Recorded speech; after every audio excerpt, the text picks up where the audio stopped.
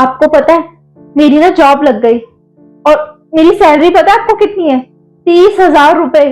और उन्होंने बोला था कि अगर मैं यही काम करती रहूंगी ना तो वो मेरी सैलरी धीरे धीरे बढ़ा देंगे। 30,000 रुपए? और मेरी जो सैलरी हुआ करेगी ना वो हम खर्च नहीं किया करेंगे, उसे हम सेव किया करेंगे ताकि आगे वो हमारे काम आए। हमें कहीं घूमना फिरना हो, अपने लिए कोई चीज लेनी हो तो उसमें वो सैलरी काम आएगी। हाँ, वैसे तुम्हारी बात ठीक तो है सारी, पर एक बार मम्मी पापा को तो बता देती। मुझे नहीं लगता कि वो मानेंगे।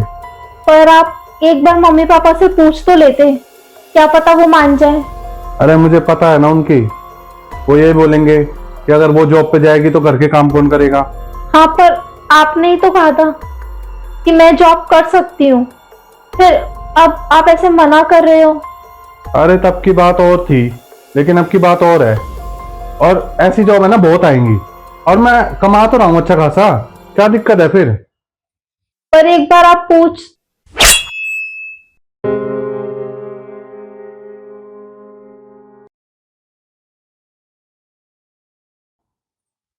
सुनो, वो मुझे थोड़े से पैसे दे देते आप।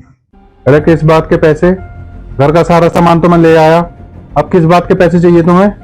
वो मेरे ना कुछ पर्सनल एक्सपेंसेस हैं, उनके लिए मुझे पैसे चाहिए थे। तुम्हारे कौन से पर्सनल एक्सपेंसेस हो गए भाई? और मेरे को व्हाट्सएप कर देना, मैं ले आऊंगा। हाँ हाँ भाई, आ रहा हूँ आ रहा हूँ आ रहा हूँ। अरे सुनो, वो आप बाहर जा रहे हो तो मम्मी जी से मेरी ज्वेलरी ले आओगे क्या? शाम को हमें पार्टी में जाना है ना, तो उसके लिए मुझे ज्वेलरी चाहिए। अरे यार तुम ले आओ, मैं कहीं बाहर जा रहा हूँ।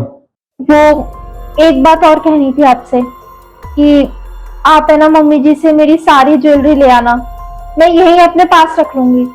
मुझे कहीं जाना होता है ना तो बार बार उनसे मांगना मुझे अच्छा नहीं लगता। अरे मम्मी इसलिए अपने पास रखती हैं ताकि वो संभाल के रख सके, और तुम्हारे पास रखेगी ना तुम खो दोगी उसे। मैं कोई बच्ची थोड़ी हूँ जो ऐसी ज्वेलरी खो दूंगी। मेरा अपना कबर्ड है, उसमें लॉकर भी है, मैं उसमें संभाल के रख दूंगी। बार बार मुझे कहीं जाना होता है, मम्मी जी से ज्वेलरी मांगनी पड़ती है, मेरे को ऐसे बार बार मांगना अच्छा नहीं लगता। आप मम्मी जी से कह दो कि मेरे को मेरी ज्वेलरी दे देंगी ताकि मैं अपने पास रख लूं। खुशी तुम तो घर तोड़वाने वाली बात कर रही हो। खैर छोड़ो, ले आऊंगा मैं।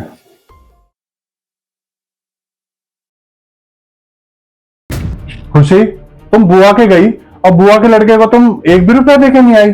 और मैं जब भी जाता हूँ ना उसको कुछ ना कुछ दे के आता हूँ, और तुम उसको कुछ भी नहीं देके आई।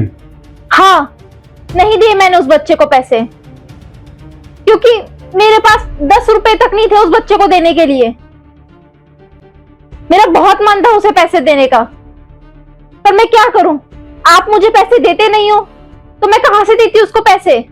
अरे तो मांग लेती ना मुझसे, मैं दे देता। क्या कह के मांगती मैं आपसे पैसे? आपसे मैं कहूं कि मुझे पर्सनल एक्सपेंस के लिए पैसे चाहिए तो आप क्या कहते हो कि तेरे पर्सनल एक्सपेंस? तेरे कौन से पर्सनल एक्सपेंस हैं? और अगर आपसे मैं घर के खर्च के लिए पैसे मांगू तो आप मुझे वो भी नहीं देते हो। आपका यही कहना होता है कि मैं हूं ना, मैं ला दूंगा सब सामान, तो मुझे लिस्ट व्हाट्सएप कर दिया करो।